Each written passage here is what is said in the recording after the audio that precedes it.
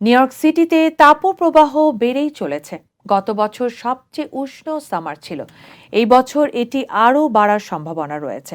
প্রতি বছর সামারে এই তাপপ্রবাহের কারণে প্রায় ৩০০ বাসিন্দার প্রাণহানি ঘটছে।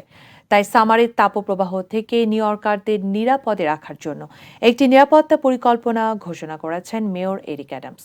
নিউ ইয়র্ক সিটি মেয়র এবং কর্মকর্তাদের ঘোষিত পরিকল্পনা অনুযায়ী নিউ ইয়র্ক সিটিতে বৃষ্টি হলে এবং হারিকেইনের মৌসুমে বৃষ্টি হলে সিটির প্লাবিত এলাকা এবং ট্রানজিট সিস্টেম এড়াতে পদক্ষেপ নেওয়া হবে।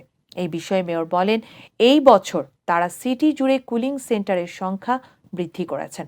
বাতাসের মানের জরুরি নির্দেশিকাগুলিকে নতুন প্রযুক্তি এবং মনিটরিং, দুর্বল জনসংখ্যার বৃহত্তর প্রসার এবং গণপরিবহন এবং হাসপাতালের মতো গুরুত্বপূর্ণ অবকাঠামোতে আরও সুরক্ষা দিয়ে আপডেট করা হয়েছে।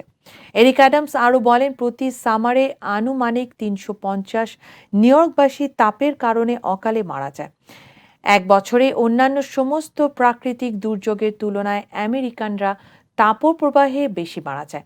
তিনি আরও বলেন, সিটি সপ্তাহের ৭ দিন ২৪ ঘন্টা কুলিং বিকল্পগুলোর ম্যাপ আপডেট করা, কুলিং সেন্টারের অংশীদারদের বৃদ্ধি করা, পোষা প্রাণী বান্ধব কুলিং সেন্টার সরবরাহ করা, দুর্বল জনগোষ্ঠীর জন্য কুল কিট সরবরাহ করা, অভ্যন্তরীণ থার্মোমিটার বিতরণ এবং নিউ ইয়র্কবাসীদের জন্য কুলিং সেন্টার খুঁজে পাওয়া সহজ করার চেষ্টা করা হচ্ছে।